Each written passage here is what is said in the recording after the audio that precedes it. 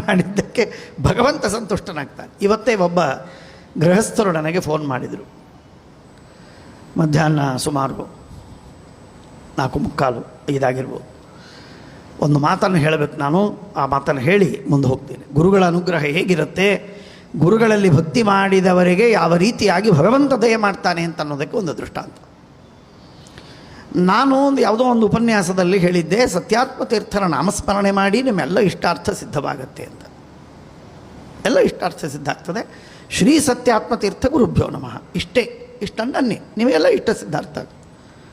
ಯಾವುದೋ ಒಂದು ಉಪನ್ಯಾಸದಲ್ಲಿ ಹೇಳಿದ್ದೆ. ಅದನ್ನು ಕ್ಲಿಪ್ ಮಾಡಿ ಯಾರೋ ಒಬ್ಬರು ಫೇಸ್ಬುಕ್ಕಲ್ಲಿ ಹಾಕಿದರು. ಫೇಸ್ಬುಕ್ಕಲ್ಲಿ ಹಾಕಿದಾಗ ಕೆಲವು ತಿಂಗಳ ಹಿಂದೆ ಒಂದು ಫೇಸ್ಬುಕ್ಕಲ್ಲಿ ಹಾಕಿದರು.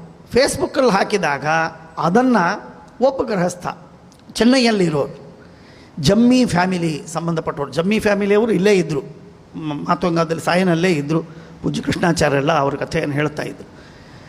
ಆ ಜಮ್ಮಿ ಲಿವರ್ ಕ್ಯೂರ್ ಅಂತ ಹೇಳಿ ಒಂದು ದೊಡ್ಡ ಸಂಶೋಧನೆಯನ್ನು ಮಾಡಿದವರು ಅವರೆಲ್ಲ ಈಗ ಅವರು ಚೆನ್ನೈಯಲ್ಲೇ ಇದ್ದಾರೆ, ಚೆನ್ನೈಯಲ್ಲಿ ಶಿಫ್ಟ್ ಆಗಿದ್ದಾರೆ.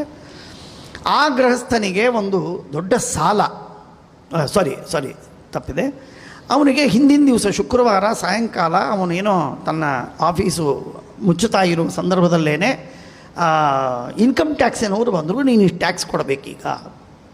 ಟ್ಯಾಕ್ಸ್ ಏನು ಬಹಳ ಅಲ್ಲ, 2.5 ಲಕ್ಷ ಏನೋ ಇತ್ತು. ಅವನಿಗೆ ಅದೇ ಭಾರ, ಭಾಳ ಭಾರ ಅಂದರೆ ಭಾಳ ಭಾರ. ಯಾರು ಕೊಡೋರು 2.5 ಲಕ್ಷ? ನಾಳೆ ಬೆಳಿಗ್ಗೆ ಅಂದರೆ ಕೊಡಬೇಕು, ನೀನು ಹೆಚ್ಚು ಈಗಲೇ ಕೊಡಬೇಕು, ಇಲ್ಲ ಅಂದರೆ ನಾಳೆ ಬೆಳಿಗ್ಗೆ ಮುಗಿಸ್ಬೇಕು, 10:00ವರೆಗೆ ಮುಗಿಸ್ಬೇಕು, ಅಷ್ಟು ಕೊಟ್ಟಿದ್ದ ಟೈಮ್ ಗಡುವು. ಇವನಿಗೆ ಚಿಂತೆ, ಏನು ಮಾಡಲಿ, ನಾನು ಎಲ್ಲಿಂದ ತರಲಿ? 10,000 ನನ್ನ ಹತ್ರ ಇಲ್ಲ, 2 ಲಕ್ಷ ಎಲ್ಲಿಂದ ತರಲಿ ಅಂತ ಚಿಂತೆ ಮಾಡಿ ಮಾಡಿ ಮಾಡಿ ಗಂಡ ಹೆಂಡತಿ ಇಬ್ಬರು ಒದ್ದಾಡಿ ರಾತ್ರೆಲ್ಲ ನಿದ್ರೆ ಇಲ್ಲದೆ ಹಾಗೆ ಮಲಗಿದ್ದಾರೆ. ಏನೋ ಒಂದು 10 ನಿಮಿಷ ಮಲಗಿದ್ದಾರೆ, ಎಚ್ಚರವಾಗಿದೆ. ಬೆಳಗ್ಗೆ 4:00ವರೆಗೆ ಎಚ್ಚರವಾಗಿದೆ. ತಾನು ಫೇಸ್ಬುಕ್ಕನ್ನು ಹಾಗೆ ನೋಡ್ತಾ ಇದ್ದಾನೆ, ಮೊಬೈಲಲ್ಲಿ ನೋಡ್ತಾ ಇದ್ದಾನೆ. ಫೇಸ್ಬುಕ್ಕಲ್ಲಿ ನೋಡ್ತಾ ಇರುವಾಗ ನನ್ನ ಆ ಕ್ಲಿಪ್ಪು ಕಾಣಿಸ್ತು. ಕೇಳಿದಾಗ ಸತ್ಯಾತ್ಮ ತೀರ್ಥ ಗುರುಭ್ಯೋ ನಮಃ ಅಂತ ನಾಮಸ್ಮರಣೆ ಮಾಡಿ ಅದರಿಂದೆಲ್ಲ ಆಪತ್ತುಗಳ ಪರಿಹಾರವಾಗ್ತದೆ ಅಂತ ದೇವರು ನುಡಿಸಿದ ಮಾತು ಅವನಿಗೆ ಶ್ರವಣವಾಯಿತು.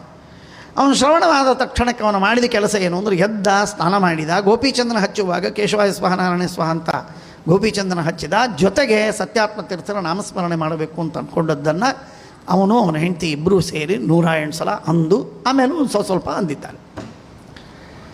ಬಿಲೀವ್ ಇಟ್ ಆರ್ ನಾಟ್, ಅವ್ರು ಹೇಳಿದ್ದು, ಇನ್ನು ಅವರೇ ಸುಳ್ಳು ಹೇಳಿದ್ರೆ ನನಗೆ ಗೊತ್ತಿಲ್ಲ, ಅವ್ರು ಹೇಳಿದ ಮಾತನ್ನು ನಿಮಗೆ ಹೇಳ್ತೀನಿ. ಆ ವ್ಯಕ್ತಿ ಹೇಳಿದರು, ಇವತ್ತು ಮಧ್ಯಾಹ್ನ ಇಷ್ಟು ಮಾಡಿದರೆ ಇದು 4-5-7 ಗಂಟೆಯೊಳಗೆ ಸ್ನಾನ ಮಾಡಿ ಅನ್ನಿಕಾದೆಲ್ಲ ಪೂಜೆ ಗೀಜೆ ಏನು ಮುಡ್ಕೊಂಡ್ರು. ಆಮೇಲೆ ನೋಡ್ತಾ ಇದ್ದಾರೆ, ಸಹಜವಾಗಿ ನೋಡ್ತಾ ಇದ್ದಾರೆ, ತಮ್ಮ ಅಕೌಂಟಿಗೆ 3 ಲಕ್ಷ ರೂಪಾಯಿ ಬಂದಿದೆ. 3 ಲಕ್ಷ ರೂಪಾಯಿ ಬಂದಿದೆ.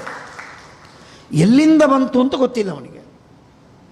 ಆಮೇಲೆ ನೋಡಿದರೆ ಅದರೊಳಗೆ ಗೊತ್ತಾಯಿತು, ಉತ್ತರ ಪ್ರದೇಶದಲ್ಲಿ ಯಾರೋ ಒಬ್ಬ ವ್ಯಕ್ತಿ ಯಾವುದೋ ಒಂದು ಡೀಲ್ ಆಗಿತ್ತು, ಏನೋ ಕೆಲಸ ಆಗಿತ್ತು, ಏನೋ ಕೊಟ್ಟಿದ್ದರು, ಅವನೇನೋ ಕೊಡಬೇಕಾಗಿತ್ತು ಹಣವನ್ನು, ಅವನು ಕೊಟ್ಟಿರಲಿಲ್ಲ. 3-4 ವರ್ಷದಿಂದ ಕೊಟ್ಟಿರಲಿಲ್ಲ.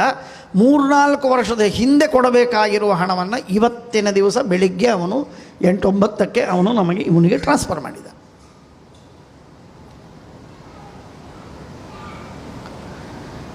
ಆಗ ನಮ್ಮ ಅವಸ್ಥೆ ಹೇಗಿತ್ತು ಮೊದಲೇ, ಆಮೇಲೆ ಈ ಹಣ ಬಂದ ಮೇಲೆ ನಮ್ಮ ಅವಸ್ಥೆ ಏನಾಯಿತು ಅಂತ ಅನ್ನೋದನ್ನು ನನಗಂತೂ ಎಕ್ಸ್ಪ್ಲೇನ್ ಮಾಡಲಿಕ್ಕೆ ಆಗ್ತಾ ಇಲ್ಲ. ಅಷ್ಟು ಭರವಸೆ, ಅಷ್ಟು ಆನಂದವಾಯಿತು. ಇದು ಸತ್ಯಾತ್ಮ ತೀರ್ಥರ ಮಹಿಮೆ.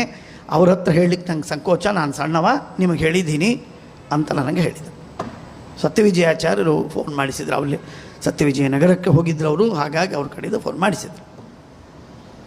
ಗುರುವಾತ್ಮ ದೈವತಃ, ಗುರುಗಳನ್ನು ದೇವತೆಯಾಗಿ ಭಕ್ತಿಯಿಂದ ನಂಬಿದಂಥವರಿಗೆ ಪರಮಾತ್ಮ ರಕ್ಷಣೆ ಮಾಡ್ತಾನೆ. ಆತ್ಮದಃ, ತನ್ನನ್ನೇ ತಾನು ಕೊಡ್ತಾನೆ ಎನ್ನುವಂತಹ ಮಾತೇನಿದೆ, ಇದು ಸತ್ಯವಾದ ಮಾತು.